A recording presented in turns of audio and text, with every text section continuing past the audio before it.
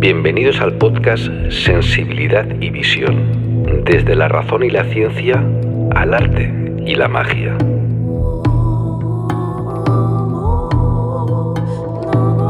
Este es un podcast motivacional concebido para orientarte acerca de lo confuso que es el presente y la existencia humana.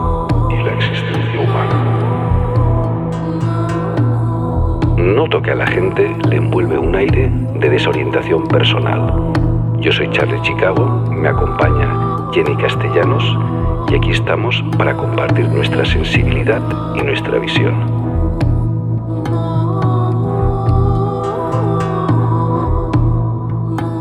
Decía el poeta Mario Benedetti: no vayas a creer lo que te cuentan del mundo, ni siquiera esto que te estoy contando.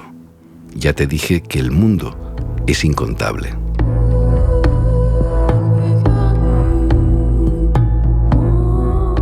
Decía Marco Aurelio: todo lo que escuchamos es una opinión, no un hecho. Todo lo que vemos es una perspectiva, no es la verdad.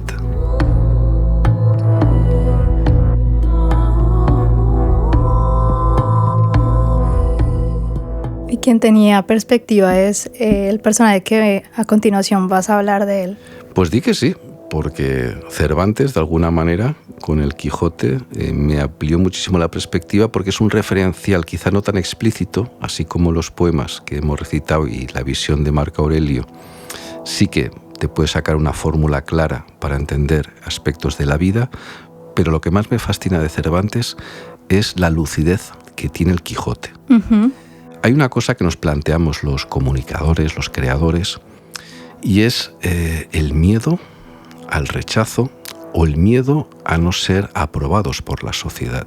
Correcto. Y lo que hacemos es recurrir a un personaje de un loco para decir las cosas que no nos atrevemos a decir. Estoy convencido de que Cervantes, a través del Quijote, a través de su locura, decía verdades como puños, pero que en ese momento nadie osaba decir.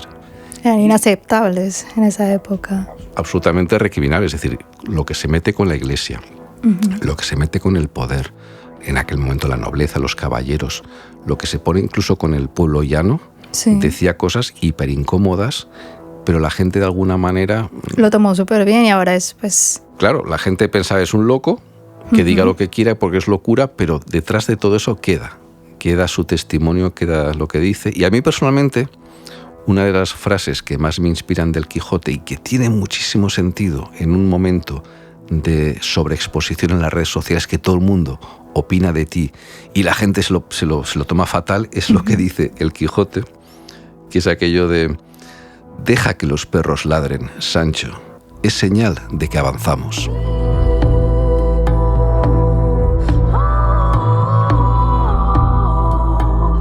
Correcto.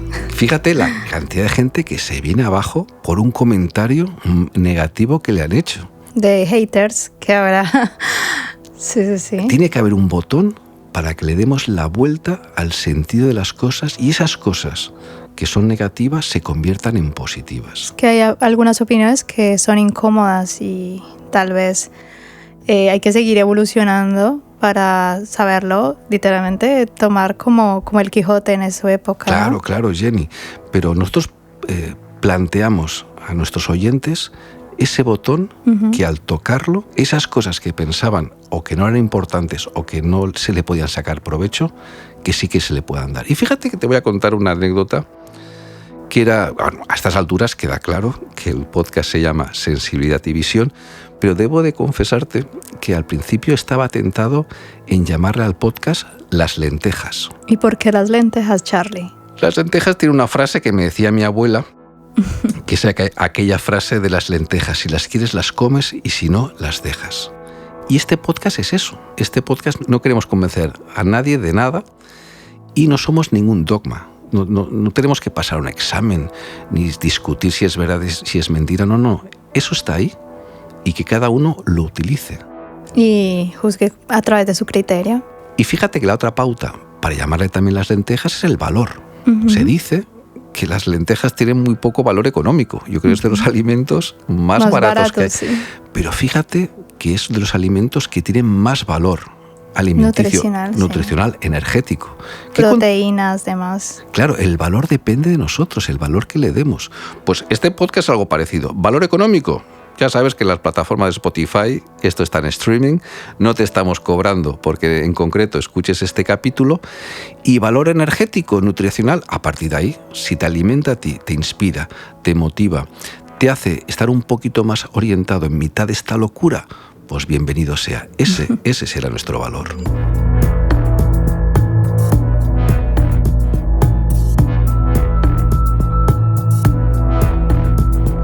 Y teníamos que poner unos límites, porque queda claro que mi experiencia como productor, artista, ingeniero de sonido, profesor, muchos trabajos siempre vinculados con el mundo del arte, pero también de alguna manera de la tecnología, de la ciencia, y me ha tocado siempre moverme entre estos dos márgenes.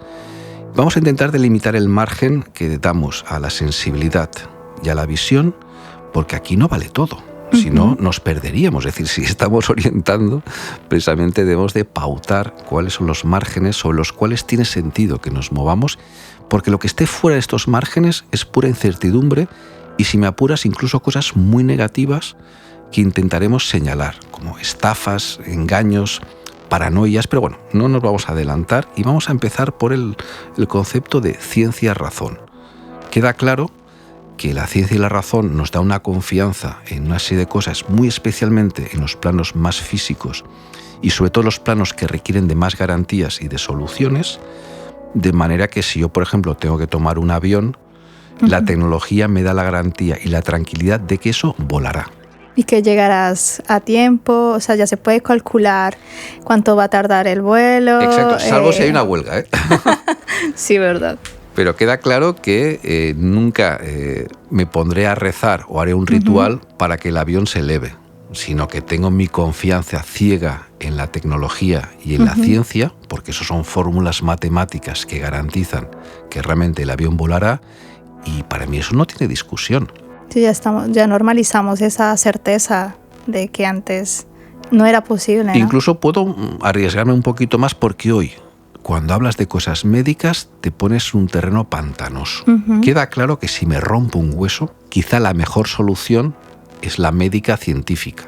Si lo que quiero son garantías y más o menos una previsibilidad del comportamiento. No quiero entrar en la tesitura de hablar de la sanidad pública, porque ya es un problema social y político. Correcto. Pero como concepto de ciencia, hay cosas físicas que claramente dan una respuesta con garantías más o menos previsibles, la ciencia. Pero hay terrenos donde no tiene tanta posibilidad. Luego ya hablaremos un poquito de la psicología y del camino que se empieza con la sugestión. Por lo que yo delimitaría la eficacia de la ciencia y la razón, donde encuentra su frontera, es en la sugestión, que para mí es lo que, conociendo a la comunidad científica, lo reconocen, pero no saben cómo funciona la sugestión. Y estamos hablando del efecto placebo de algunos medicamentos.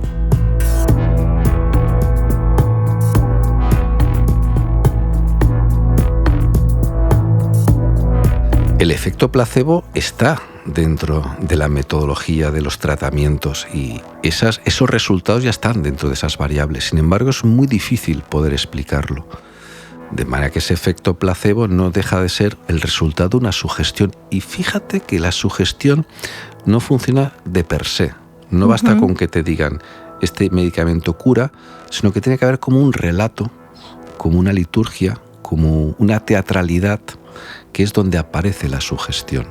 Si tú dices, mira, este medicamento es un placebo, te va a curar por sugestión, no te va a curar. Correcto. Pero si no te dicen que eso es un efecto placebo y te dicen que ese medicamento es el resultado de años de investigación, que ha curado muchísima gente, que han ganado premios, incluso si es caro, la gente pensará que es más bueno. Esa sugestión actúa sobre lo físico, actúa sobre elementos de tratamiento que antes se pensaban que eran mucho más objetivos. Correcto. Y la vanguardia quizás más extensa de donde alcanza la ciencia es la física cuántica, donde incorpora como novedad en la ciencia un elemento que es totalmente novedoso. ¿Cuál? La conciencia. Fíjate que en la física cuántica hablan de cómo la conciencia altera el resultado de la experimentación de cómo se comportan los elementos a nivel subatómico, y eso de alguna manera abre la esperanza de pensar que la conciencia, la parte más espiritual del ser, interactúa. Y es donde la razón y la ciencia encuentran su frontera para ir evolucionando.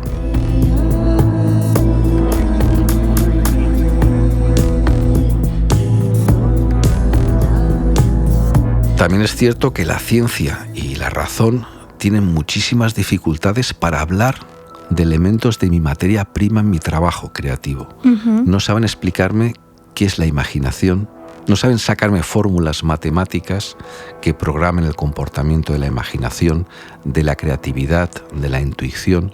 Se queda en un plano muy etéreo porque se escapa a la razón, se escapa a la lógica. Y luego también encontraríamos como límite de la razón y de la lógica el exceso de razón y de lógica. Hay un cuadro maravilloso, bueno, es verdad, es un grabado de Goya que se llama El sueño de la razón crea monstruos. Wow. Y doy fe, esas personas tan perfeccionistas, eso que se quiere tener todo programado, que todo encaje dentro de una fórmula matemática, choca con el pulso humano. Correcto. Cuando una música está demasiado mecanizada, cuantizada, carente de pequeños defectos, no comunica, no transmite. Es decir, que esa música puede carecer un poco de humanidad. Tú, claro, como músico, ¿cómo lo ves? Sería fría. Es decir, esa música fría que solo obedece a patrones puramente racionales o matemáticos, si no va acompañado de unas pequeñas deformaciones, no sería expresivo, porque nuestras emociones no encajan dentro de la ciencia ni dentro de la razón.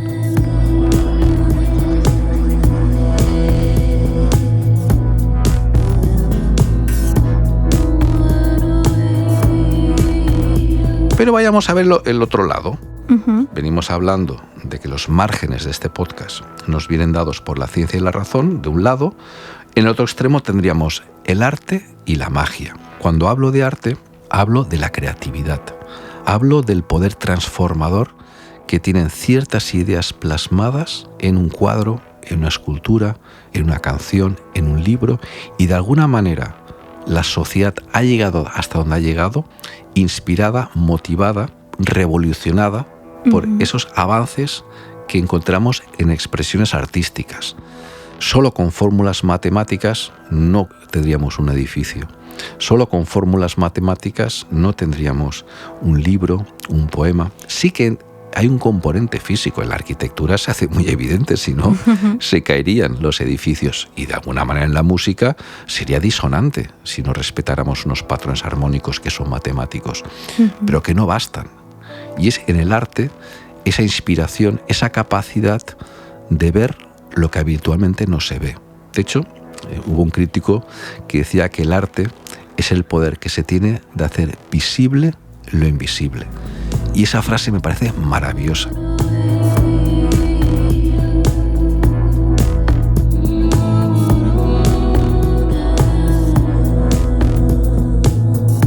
Bueno, entonces, ¿cuáles son un poquito los límites del arte y de la magia?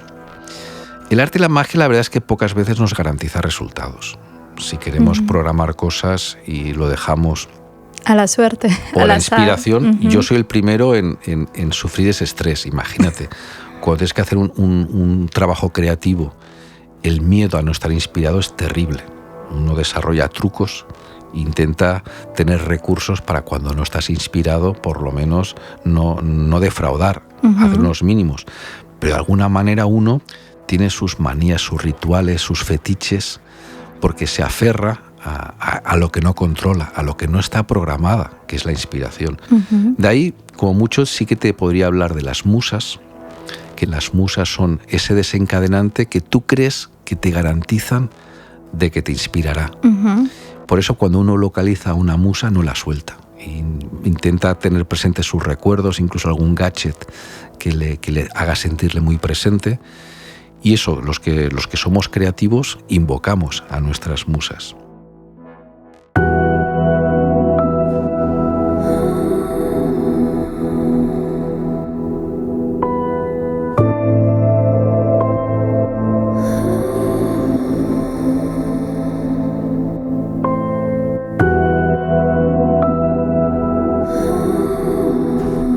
En tu caso, ¿cuál ha sido tu musa a lo largo de tu vida? Son muchas, pero es que no lo puedo decir porque se pierde el poder. Si yo le digo a una musa mía que es mi musa, se pierde.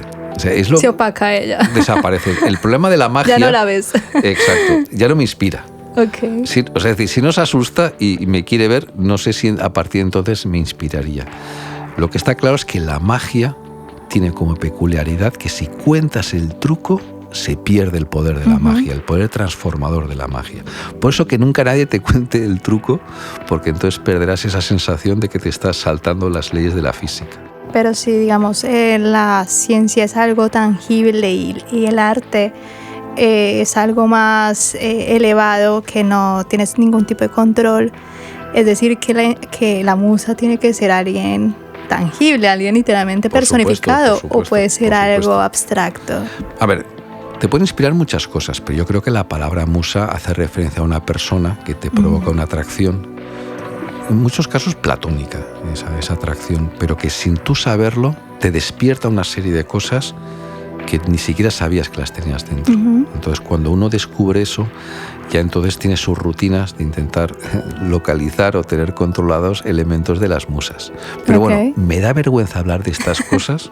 Sí, continuemos. Me da vergüenza hablar porque es algo como muy íntimo, ¿no? Mis fetiches de mis musas.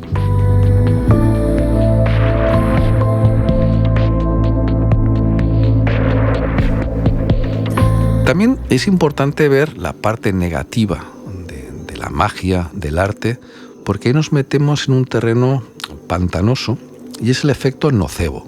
Es decir, si hablamos de los medicamentos placebo, que una cosa inocua te cura, cuando hablamos de un efecto nocebo estamos hablando de algo que es inocuo, es decir, que no te perjudica, pero tú por pensar que es malo te pones fatal. Ahí encontraríamos ya no solo cosas de comida, puesto que hablábamos de que los medicamentos se ingieren en función placebo, que algo que es inocuo te cura. Claro, no me consta medicamentos que te digan es malo, te vas a poner malo. Pero sí que de alguna manera me ha llegado por experiencia personal gente que tiene una visión muy concreta de ciertos alimentos, cuando come otro alimento que en teoría no puede comer en su dieta, tiene la sensación de que la respuesta, la reacción es más negativa de lo que realmente es.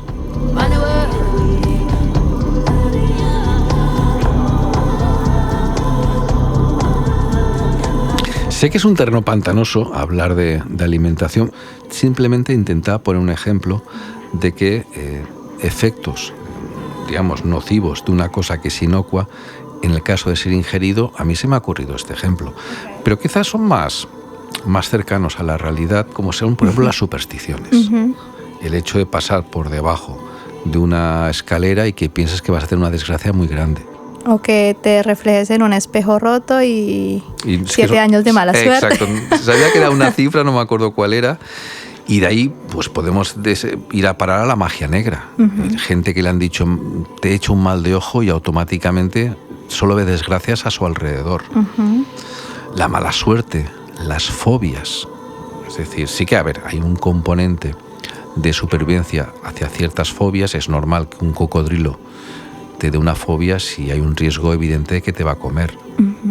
Pero si hablamos de fobias, muchas son bastante irracionales. Sí, correcto. Y cuando lleguemos al terreno del subconsciente colectivo, hablaremos de los miedos, pero para vincular los miedos con quizá esta parte desproporcionada de las fobias, hablaría de... ¿A ti qué te da más miedo? ¿Bambi o tiburón? Un tiburón. Claro, yo creo que si hacemos esta pregunta a todo el mundo, pensará un tiburón, aunque formulada en este contexto dirás, seguro que hay trampa en esta pregunta, y es lo contrario. Es lo que intentaba poner el foco de atención, que es que a veces la razón y las sensaciones que tenemos no van de la mano. Estadísticamente, en el planeta Tierra, en todo el mundo, la media de muertes por tiburón son 5 al año. Sí. En cambio, las muertes por cornamenta de ciervo son 38. Pero es decir, claro, la razón, la estadística nos diría que... Aléjate de los ciervos. Yo me abrazo a tiburón diciendo, protégeme de Bambi. Claro. Pero claro, cuando más adelante hablemos del subconsciente colectivo y veamos el poder que tiene Hollywood en nuestros miedos, descubriremos que el motivo por el cual nos atrae más Bambi que tiburón es por Hollywood. Hollywood se ha metido en la cocina de nuestros miedos, en nuestras fobias, y es precisamente esta parte de las fobias que quería poner en negativo como consecuencia de la gente que solo ve las cosas desde el punto de vista de la sensibilidad en el arte y en la magia.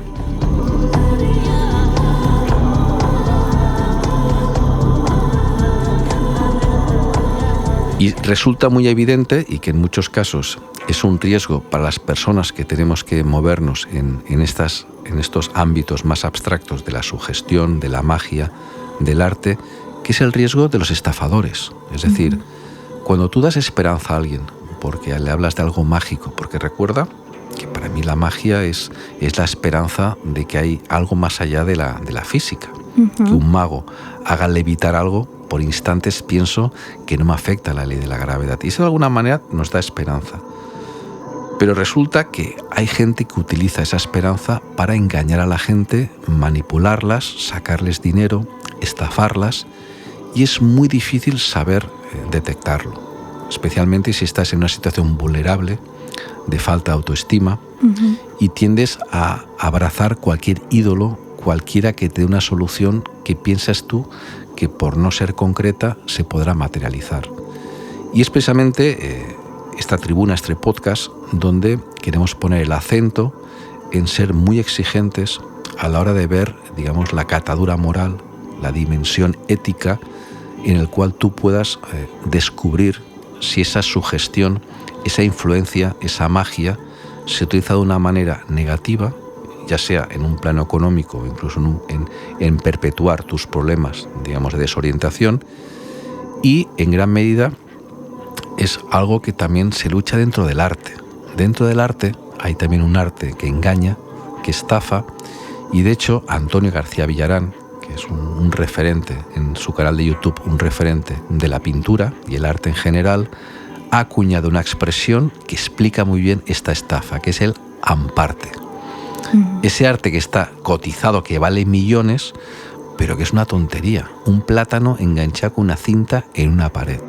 Pues el amparte encajaría dentro de esta zona, fuera del margen del arte y de la magia, donde conviene que tengamos cuidado, porque es que si no, acabamos pensando como los terraplanistas. También los terraplanistas tienen su relato, tienen su historia, y queda claro que no se aguanta por ningún lado. No, claro.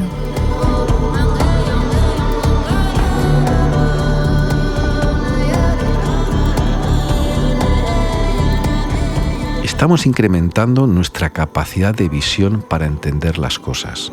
Estamos buscando cómo deformar la realidad, no distorsionarla, sino deformarla, cambiarla, alterarla, porque la realidad en su conjunto resulta difícil de gestionar, difícil de asimilar. En cambio, si estiramos de aquí, encogemos de allá, alteramos un poquito esta realidad, por lo menos no nos bloquea esa sensación de que es imposible de asumir. Ya lo veníamos desgranando en el poema de Benedetti. Lo que nos rodea tiene muchas capas y tenemos que ir poco a poco con la visión, ir desgranando estas capas para ir entendiendo la esencia y la razón de las cosas. Y no podemos hacerlo de golpe, sino que vamos como cuando uno pela una cebolla, tú vas como quitando las capas y llega un momento que llegas al centro de las cosas. Sin embargo, hay un poder que tienen algunas personas, que es que desde la superficie, desde las capas de la superficie, son capaces de ver reflejos de lo más profundo. Y eso de alguna manera es un talento, porque te ahorra tener que sumergirte, tener que aceptar los riesgos de bajar al inframundo, de bajar a las zonas más turbias, y que eso te pasara una factura personal. Por eso, de alguna manera, esa visión te permite mantener una cierta distancia con los riesgos, pero beneficiarte de un conocimiento de las cosas. Y para mí eso es una clave fundamental.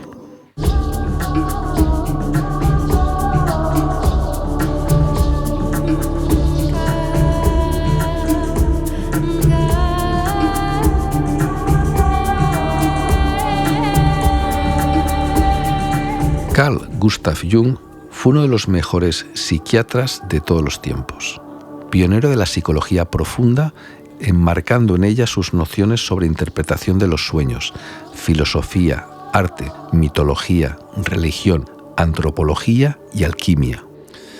Es coetáneo de Sigmund Freud y a Carl Jung lo podemos llamar psicólogo positivo y filósofo. Vamos a ir descubriendo frases suyas que, más allá del carácter académico, del carácter rigor científico, porque Carl Jung está reconocido totalmente por la ciencia, pues es capaz de decirnos unas frases inspiradoras que parecen que se salten un poquito las leyes de la física convencional. Hay una frase, por ejemplo, que puede ser muy motivacional, que es: no retengas a quien se aleja de ti, porque así no llegará quien desea acercarse.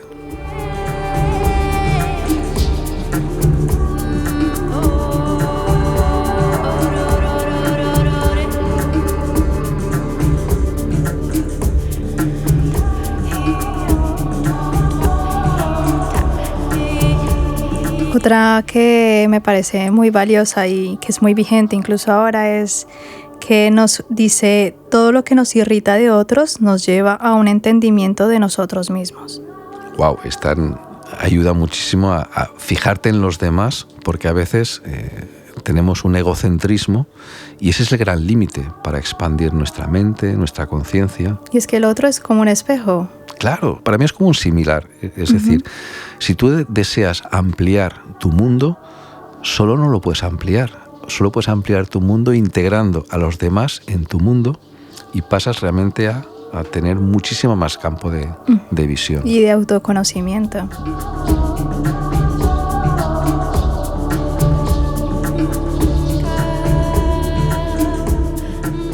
Otra frase también es: si eres una persona con talento, no significa que hayas recibido algo.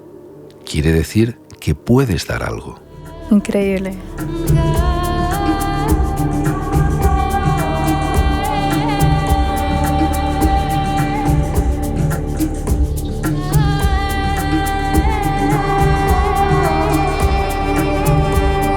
¿Y tú qué crees que pasa cuando dos personas se encuentran, Charlie? Si no chocan, yo creo que tienen que estar condenados a entenderse. Pues según Carl Jung, el encuentro de dos personas es como un contacto de dos sustancias químicas. Si hay alguna reacción, ambas se transforman. Eso queda claro que es el poder del ser humano, ese poder transformador que hace que de alguna manera tengamos que vivir en sociedad, pero no como una condena, sino como una liberación. Correcto.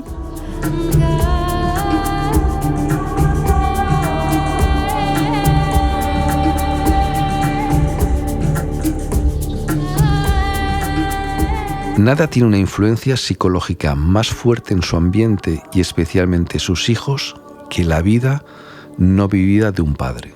Wow. Y hablando de la vida, también nos dice que la vida no vivida es una enfermedad de la que se puede morir. Esos son los ciclos de la vida. Gran Carl Gustav Jung.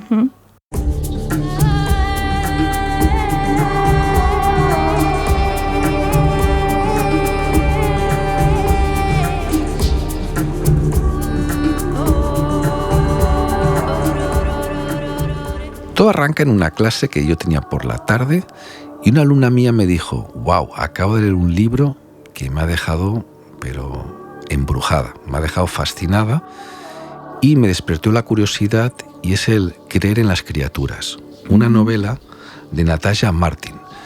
¿Quién es Natasha Martin? Bueno, es una doctora en antropología francesa y que dice una afirmación que fue lo que me llamó la atención y que a raíz de eso planteo explicar cosas de ella, basándonos en una entrevista que ella hizo. Pero a mí lo que me llamó la atención es la frase siguiente: hay cosas que pasan en el mundo invisible que se hacen reales. Da una fe en gente de la ciencia que hace tiempo hubieran dicho esto y seguramente no hubiera sido aceptado. Pero de alguna manera los antropólogos son esos exploradores que están dando más aire, están dando más espacio a la ciencia y que nos permiten adentrarnos en elementos de la sociedad, elementos del ser humano que de alguna manera nos pueden ayudar a entender lo que nos está sucediendo. Y en concreto este libro es el resultado de una experiencia personal que tuvo ella En la península de Kamchatka, en el extremo oriental de Asia, es donde acaba Siberia, por debajo del estrecho de Bering, y es una de las zonas más vírgenes del mundo. Es una zona que afortunadamente está poco explotado. Digamos que la parte de la civilización más cercana la encontraremos en Vladivostok, que queda más al sur de la península de Kamchatka, que es donde curiosamente acaba el Transiberiano, pero que las autoridades rusas han preservado, digamos, el no... Como espacio virgen. Exacto. Y se ha preservado una comunidad indígena que reside allí, que son los evenos. Y precisamente Natasha Martin fue a investigar acerca de la comunidad de los evenos y estuvo conviviendo con ellos un tiempo. Ya sé que lo más llamativo de la obra es el ataque que sufrió ella por parte de un oso, que es quizás el clímax del libro, que seguramente si se hiciera una película sería la escena también álgida, pero eso da pie a que ella haga una serie de descubrimientos y como consecuencia de esos descubrimientos unas reflexiones desde el punto de vista de la antropología y que es precisamente la línea que nos permite recuperar esa cosa que queremos perdido entre el hombre y la naturaleza, entre la existencia y perdurar en un entorno de naturaleza. Y le hicieron una entrevista que hemos extraído unos trozos, centrado precisamente en su convivencia con los evenos, y se le pregunta acerca precisamente de la experiencia que tuvo del ataque del oso, que el ataque que sufrió por parte de un oso no es el inicio de su experiencia con el oso, sino que previamente, tal como ahora nos contará ella, le viene de una serie de sueños. Y veamos cómo se transforma esa parte más intangible que son los sueños, la dimensión onírica, cómo lo convierte en el aspecto más real, más tangible. Y se le pregunta acerca de qué experiencia tuvo antes del ataque con el oso, precisamente con los sueños, y qué es lo que nos responde Jenny a esta pregunta a ella. Lo más increíble es que empecé a soñar cada noche con un oso. Los evenos decían que los osos me habían elegido y cada mañana me hacían contarles mi sueño y discutían entre ellos sobre el significado. Fue entonces cuando me advirtieron del encuentro. La cosa parece como que se anunciaba, tuvo el encuentro que no dejó de ser un ataque por el sueño, y ya qué es lo que nos cuenta. Según el relato, nos dice que sí, nos topamos. El oso me mordió en la cara arrancándome la mandíbula. Luego metió mi cabeza entre sus fauces quebrándome el cráneo. Pero inopinadamente decidió soltarme y marcharse. Me dejó vivir. Para los evenos, algo del espíritu del oso quedó en mí.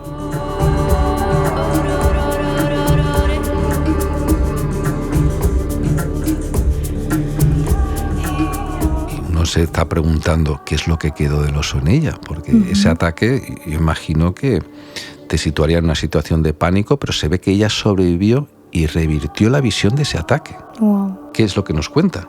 Ella nos cuenta, sí, y resulta muy difícil de explicar, y más para una antropóloga. Algo se abrió en mí. Como dicen los evenos, la frontera entre dos mundos se había borrado. De alguna manera era como un proceso iniciático. En las culturas ancestrales, para adentrarte en ciertas conciencias, en ciertas dimensiones, tienes que tener un proceso iniciático. Y por lo que nos está contando Natasha, todo tiene aspecto de ser ese proceso iniciático. ¿Y qué nos dice más acerca de los evenos? Ella nos cuenta, creen que todos los seres tienen alma y que en ciertas condiciones se pueden comunicar con ellos. Curiosamente, esa era mi investigación, averiguar si unos pueblos animalistas que habían sido colonizados, al volver a la vida silvestre, podían recuperar su cultura ancestral. Y seguramente que ella nos tiene que explicar algo acerca de las creencias. Sí, según ella nos dice que son modos de relación compartidos entre los humanos y otros seres, y es real. He dedicado 15 años a estudiar esta cosmovisión en el terreno y siempre con objetividad. Entonces, ¿existe una conexión espiritual entre los humanos y los animales? Podemos decir que sí. Para saber lo que va a pasar o cómo orientan sus acciones en cosas muy concretas, como dónde ir a cazar o qué cazar durante el día, los evenos se comunican con los animales y es un toma y daca. Wow, yo creo como es formar parte de un mismo ecosistema, compartir un mismo espacio, pero quizás de la forma más profunda. Y más elevada, porque se dice que los animales no tienen nuestro mismo lenguaje, que no es posible desde la ciencia comunicarse o saber qué es lo que piensan los animales, pero al parecer... Según Naya se ve que ha dado un salto y de alguna manera yo creo que sitúa a la naturaleza con un eslabón superior al cual nosotros, si intentamos alcanzar ese eslabón más superior, mejoraremos. De alguna manera tenemos que beneficiarnos de todo lo que ha logrado la naturaleza durante tanto tiempo. Y es que dice que la naturaleza es sabia. Claro. Y fíjate que la clave es pensar si forman parte de un mismo ecosistema. Y ella nos contesta con esta línea. Sí, los animales tienen un sentido inmediato de las fluctuaciones del tiempo y saben si se va a levantar el viento, si viene una tormenta o un gran frío. Comunicarse con ellos es básico.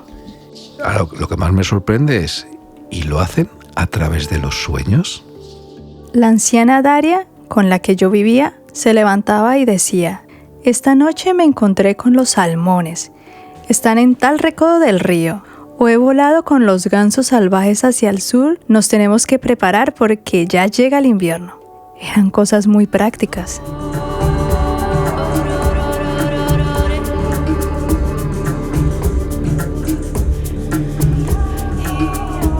Wow, estoy muy sorprendido con Natasha Martin, con toda su experiencia. Y no solamente se queda como remoto en Siberia, porque incluso hay casos que los animales sienten cuando hay terremotos y tratan de avisarnos, incluso animales domésticos, ¿no? Sí, ese es el poder de la naturaleza, que a veces nos creemos nosotros tan listos y tan avanzados y a veces echamos un vistazo ahí y de alguna manera nos da mucha esperanza el saber que no alcanzamos tanto y que mimetizarnos con la naturaleza puede incrementar muchísimo nuestras capacidades. Solo hace falta como tener esa sensibilidad de volver a conectar, como dice Natacha, con nuestros ancestros que también venían. Con nuestra raíz, nuestra raíz. Yo me he quedado fascinado con esto del mundo visible e invisible. Dime algo más que ha dicho Natasha en el sentido del mundo visible o invisible. Sí, claro. Y vi que hay cosas que pasan en el mundo invisible que se hacen reales. En el mundo moderno vemos los sueños como proyecciones de nuestro subconsciente. Y esas tribus salen de su cuerpo para encontrar otras almas, para entender un poco más el mundo. Para ellos los sueños son el centro del día. Y fíjate que a veces nos amargamos por los sueños, estamos ahí viendo... Con un mal cuerpo incluso. Ya. El mundo artístico y el mundo onírico tiene ese punto de conexión con el surrealismo, con el subconsciente.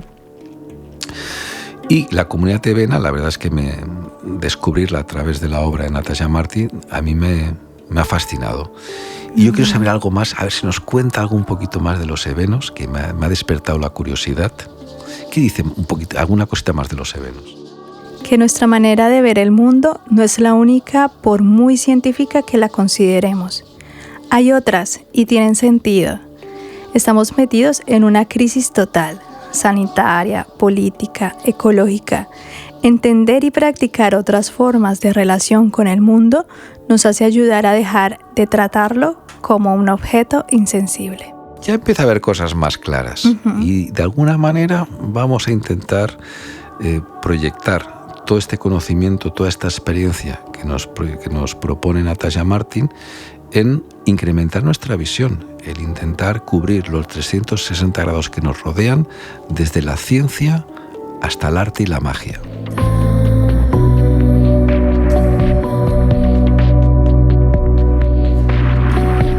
En este episodio has podido escuchar los temas Sky Castles of Orient, Nativo West y Divine Feminine de Canto del Dragón y Arena de Chicago Go.